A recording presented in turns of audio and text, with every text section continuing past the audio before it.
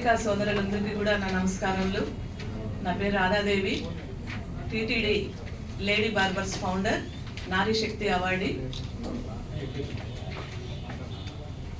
TDP ప్రభుత్వానికి శుభాకాంక్షలు తెలియజేస్తూ, అలాగే అత్యంత మెజారిటీతో గెలిచినటువంటి ఎమ్మెల్యేలకు ఎంపీలకు కూడా శుభాకాంక్షలు తెలియజేస్తూ, ఈ ప్రభుత్వంలో నాయ బ్రాహ్మణులకు సరి అయిన న్యాయం జరగాలని చెప్పి వాళ్ళకి విన్నవించుకుంటూ, నేను యావత్ నాయ బ్రాహ్మణుల తరఫున కూడా నేను తెలియజేస్తున్నాను. ఎన్నో ప్రభుత్వాలు మారాయి, పాలకులు మారారు, పాలన మారింది. నాయ బ్రాహ్మణుల తలరాతలు మాత్రం ఎక్కడ వేసిన గొంగలు అక్కడే ఉంది అన్నట్టు చెప్పిన హామీలు నెరవేర్చక, ఎవరైనా ఏదైనా కావాలని అడిగితే వాళ్ళ మీద కేసులు పెట్టి వాళ్ళని ఉద్యోగాల నుంచి తొలగిస్తూ చేసినటువంటి గత పాలకులు, ఇబ్బంది పెట్టినటువంటి కళ్యాణకట్ట పనిచేస్తున్నటువంటి శురకులకి ఈ ప్రభుత్వమైనా సత్వరమే న్యాయం చేయాలని చెప్పి నేను విన్నవించుకుంటున్నాను. అలాగే 859 మందికి 25,000 గౌరవ భృతిని ప్రకటించినటువంటి చంద్రన్న ప్రభుత్వం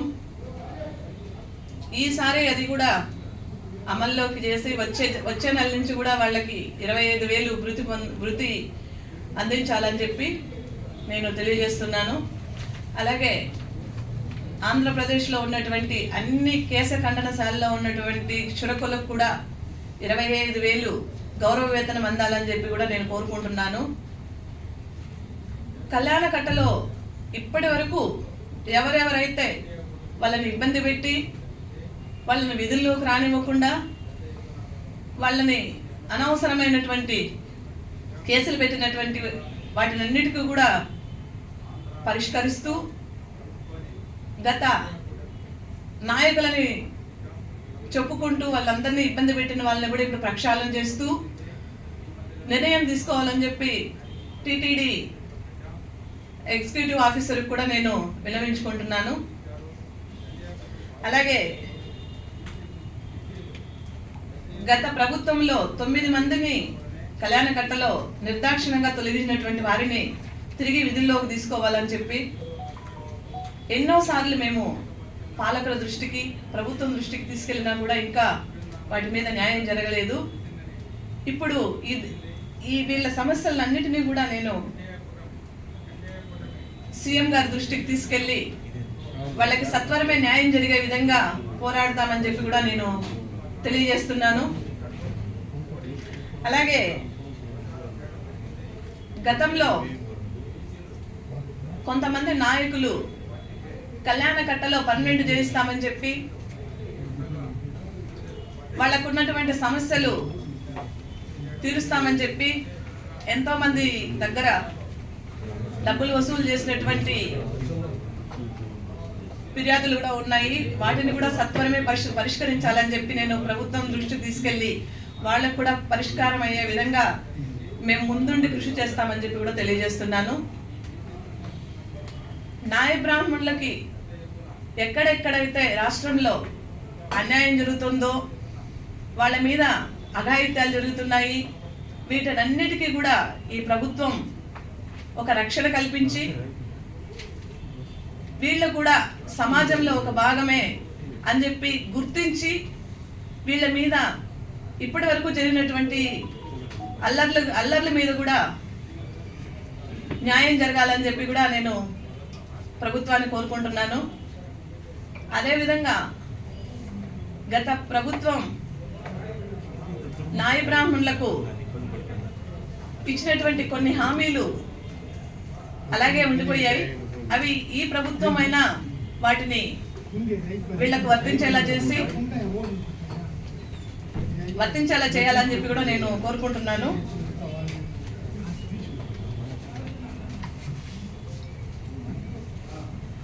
కళ్యాణకట్ట శురకుల మీద ఏవైతే దాడులు జరిగాయో వాటి మీద కూడా తీవ్రంగా ఖండిస్తూ ఎవరెవరైతే ఇప్పటివరకు ఇబ్బంది పెట్టారో వాళ్ళను వదిలే ప్రసక్తే లేదు. ప్రతి ఒక్కరూ కూడా కలిసికట్టుగా ఈ దౌర్జన్యాన్ని ఎదుర్కొని వాళ్ళకి న్యాయం చేయాలని చెప్పి నేను జేఏసీ కేశఖండన జేఏసీ జాయింట్ యాక్షన్ కమిటీని కూడా నేను ఒకటి చేసి ఈ సమస్యలన్నిటి మీద కూడా పోరాడి వాళ్ళకి న్యాయం జరిగేలా కూడా ప్రణాళికను సిద్ధం చేస్తున్నాము. అలాగే ఈ మధ్య చూస్తున్నాము, ఏనాడు స్పందించిన నాయకులు కూడా ఇప్పుడు వచ్చి మీకు అది చేస్తాం ఇది చేస్తామని మాట్లాడిన సందర్భాలు కూడా ఉన్నాయి. ఈ 5 సంవత్సరాల్లో ఎన్నో ఇబ్బందులు పాలైనటువంటి నాయ బ్రాహ్మణులు ఏ రోజు కూడా ఒక్క నాయకుడు వచ్చి పరామర్శించలేదు, వాళ్ళ పరిస్థితులు ఏంటని కూడా కనుక్కోలేదు. ఈరోజు ప్రభుత్వం మారిందని చెప్పి, లేకుంటే మేమే ప్రభుత్వంలో నాయకులమని చెప్పి ఈరోజు నాయ బ్రాహ్మణులు మభ్య పెట్టడం జరుగుతోంది. అలాంటి వాళ్ళకు కూడా చెప్తున్నాను, నిజంగా మీరు నాయ బ్రాహ్మణులకి మేలు చేయాలనుకుంటే మీరు వాళ్ళ దగ్గరకు రాకుండా ఉంటేనే వాళ్ళకి మేలు జరుగుతుంది. నేను అదే సభాముఖంగా కూడా నేను తెలియజేస్తున్నాను. గత 5 సంవత్సరాల్లో ఎన్నో ఇబ్బందులు పడి ఆర్థిక సమస్యల్లో, వాళ్ళకు ఉన్నటువంటి ఉద్యోగ సమస్యల్లో ఇబ్బందులు పడి వాళ్ళందరికీ కూడా ఈ ప్రభుత్వం మేలు చేస్తుందని చెప్పి, మంచి జరుగుతుందని చెప్పి కూడా నేను తెలియజేస్తున్నాను. అలాగే లోకల్ ఎమ్మెల్యే గారికి, ఎంపీ గారికి, ఎవరైతే తిరుపతికి సంబంధించిన అధికారులు అందరూ కూడా ఏవైనా నాయ బ్రాహ్మణుల సమస్యలు వచ్చినప్పుడు వెంటనే సత్వర వారికి న్యాయం చేయాలని కూడా నేను కోరుకుంటున్నాను. ముఖ్యంగా మహిళల మీద, కళ్యాణకట్టలో మహిళల మీద కూడా వాళ్ళకి సరైన అవకాశాలు కల్పించకపోయినా వాళ్ళని ఇబ్బంది పెట్టి ఇబ్బంది పడే పరిస్థితులు కూడా చాలా నా దృష్టికి వస్తున్నాయి. అలా కాకుండా మహిళా భక్తులకు సేవ చేస్తున్నటువంటి మహిళలకు కూడా సరైన సదుపాయాలు, వాళ్ళని రక్షించుకోవాల్సిన బాధ్యత కూడా టీటీడీ అధికారుల మీద ఉన్నదని చెప్పి కూడా నేను తెలియజేస్తున్నాను. అలాగే ఈరోజు కళ్యాణకట్టలో పనిచేస్తున్నటువంటి యూనిఫామ్ కూడా మార్చాలని చెప్పి నేను అధికారులకు వినియోగించుకుంటున్నాను. అదే యూనిఫాము సులభ వాళ్ళు వేయించుకుంటున్నారు, ఇంకా వేరే వేరే డిపార్ట్మెంట్ ఉన్న వాళ్ళు కూడా అదే యూనిఫామ్ ఉపయోగిస్తున్నారు. కాబట్టి ఎవరు టీటీడీ ఎంప్లాయీస్, ఎవరు కళ్యాణకట్ట ఎంప్లాయీస్, ఎవరు సులభ ఎంప్లాయీస్ తెలియకుండా అక్కడ ఎవరైనా కళ్యాణకట్టలో సులభ ఎంప్లాయీస్ వచ్చిన భక్తుల్ని డబ్బులు అడిగినట్టయితే వాళ్ళు పచ్చ చీరలు కట్టుకున్న వాళ్ళని చెప్పేసి వాళ్ళ మీద కూడా ఫిర్యాదులు చేసే సందర్భాలు కూడా మా దృష్టికి వచ్చాయి. కాబట్టి వెంటనే కళ్యాణకట్టలో పనిచేస్తున్నటువంటి మహిళా బార్బర్లకు కూడా యూనిఫామ్ మార్చాలని చెప్పి కూడా నేను తెలియజేస్తున్నాను. త్వరలోనే మార్చడం కూడా జరుగుతుంది. మహిళలకు సరి అయిన భద్రత, సరైన సౌకర్యం కూడా కల్పించాలని చెప్పి నేను అడ్మినిస్ట్రేషన్ డిపార్ట్మెంట్ కూడా నేను విన్నవించుకుంటున్నాను. అలాగే ఏవైతే నాయ బ్రాహ్మణులకు 645 దేవాలయాల్లో పాలక మండలి బోర్డు మెంబర్లుగా ఇస్తామని చెప్పి ప్రకటించి ఉన్నారు.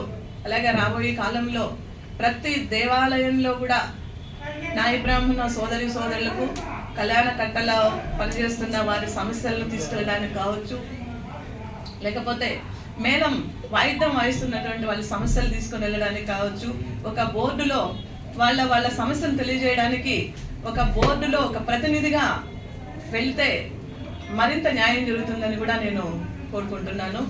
అలాగే తెలుగుదేశం ప్రభుత్వానికి కూడా నేను ఒకటే విన్నవించుకుంటున్నాను, ఇప్పటి వరకు 2 రాష్ట్రాల్లో కూడా ఒక ఎమ్మెల్యే కానీ, ఒక ఎమ్మెల్సీ కానీ, ఒక ఎంపీ కానీ నాయ బ్రాహ్మణ కులంలో ఇంతవరకు ఒక ప్రతిపాదనని పెట్టలేదు. ఇప్పుడైనా తెలుగుదేశం ప్రభుత్వం నాయ బ్రాహ్మణ కులానికి ఒక ఎమ్మెల్యే, ఒక ఎమ్మెల్సీ